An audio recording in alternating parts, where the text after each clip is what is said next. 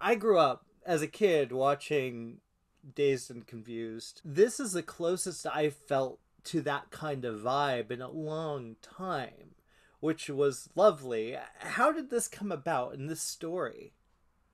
That's really high praise just to start. I'm glad you felt that way. Thank you.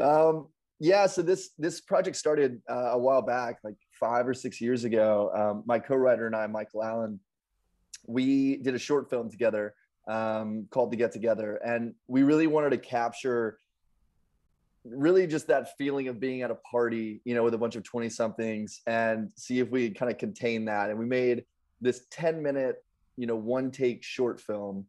And we were kind of inspired by Birdman to kind of just keep the camera rolling and have it be very experiential. And we loved it. I mean, we kind of came away with it going like, that's what we want to capture and that's what we want to do. And the project kind of evolved a lot from trying to make an entire feature one take to quickly dropping that idea and telling this story where it's really like three storylines that all take place at a house party in Austin on the same night.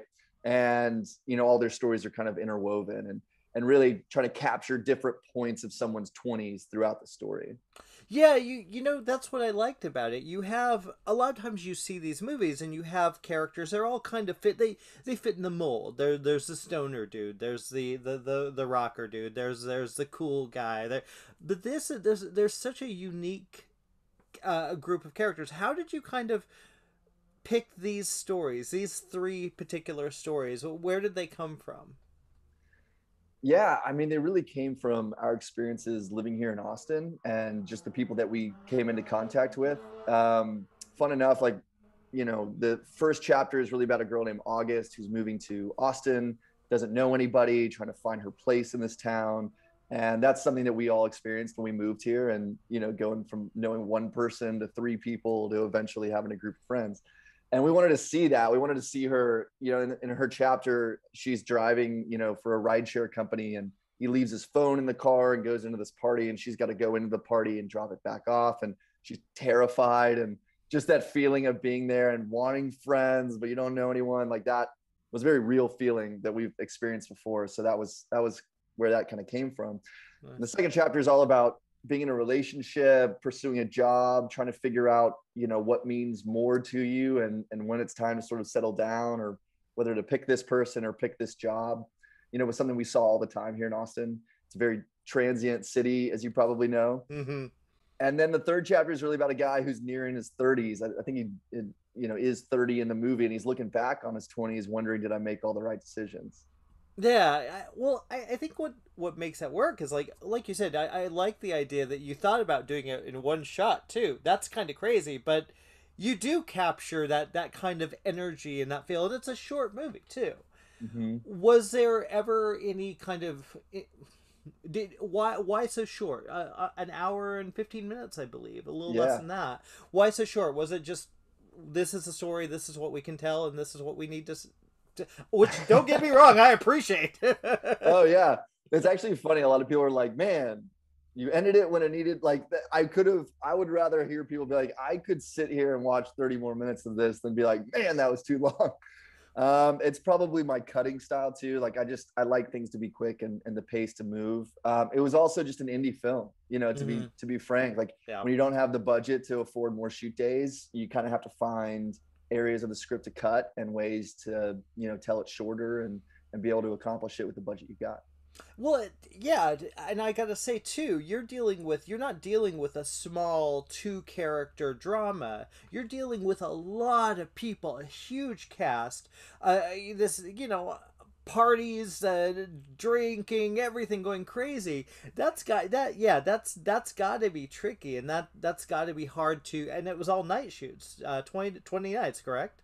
All night shoots. Yeah, we shot for 12 days actually in Austin, all Wow. overnights. And so it was very fast.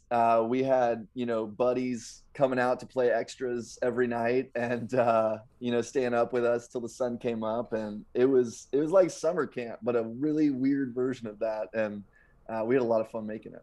It looks fun, and now one of the things that I really liked, and I'm a fan of Alejandro and Shaky Graves. I think it's and just picked up Roll the Bones, the 10th anniversary. Uh, I'm I'm looking at this and I'm hearing the sounds. The music is really important here. How did you go about finding the right sound and vibe for this particular story, especially taking place in Austin? Yeah, I mean, music is super important to me. And, what was tricky about a movie like this is there's always music playing at a party. And so you have to find music that can be kind of creating the vibe and the feel of the story. You've also got to find music you can afford to put in a movie.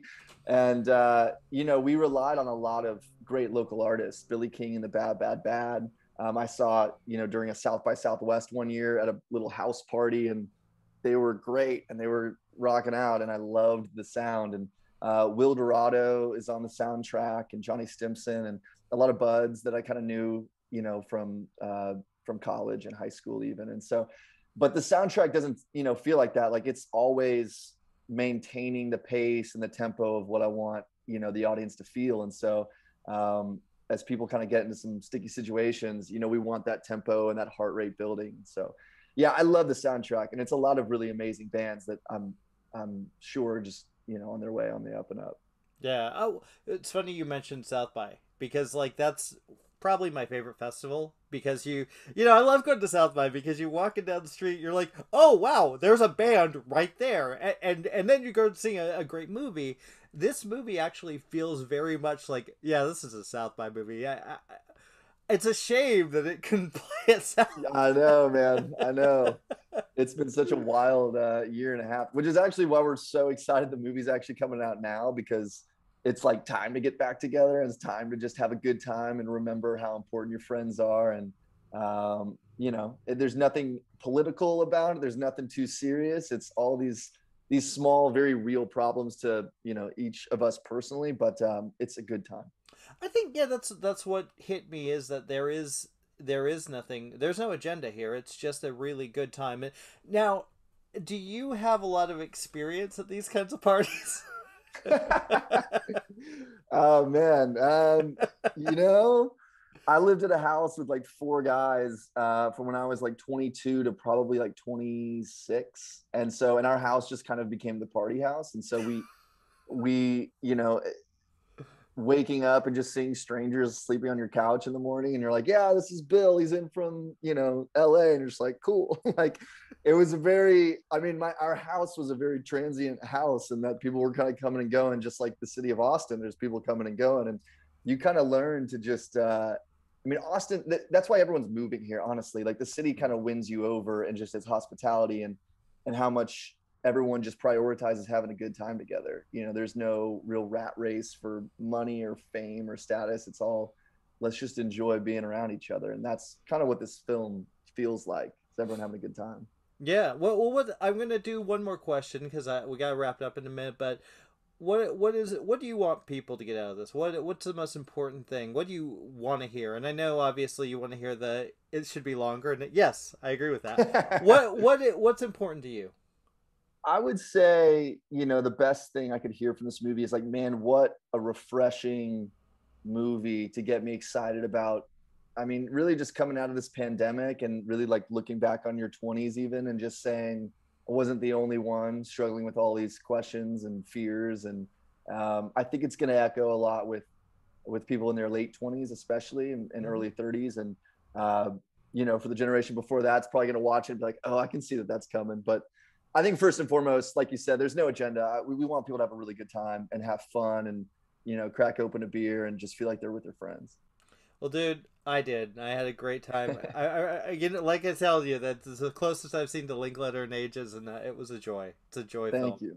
I appreciate it a lot. Yeah, dude. Thanks for talking, man. Absolutely. Have a great Good luck. one. You too, buddy. Thanks.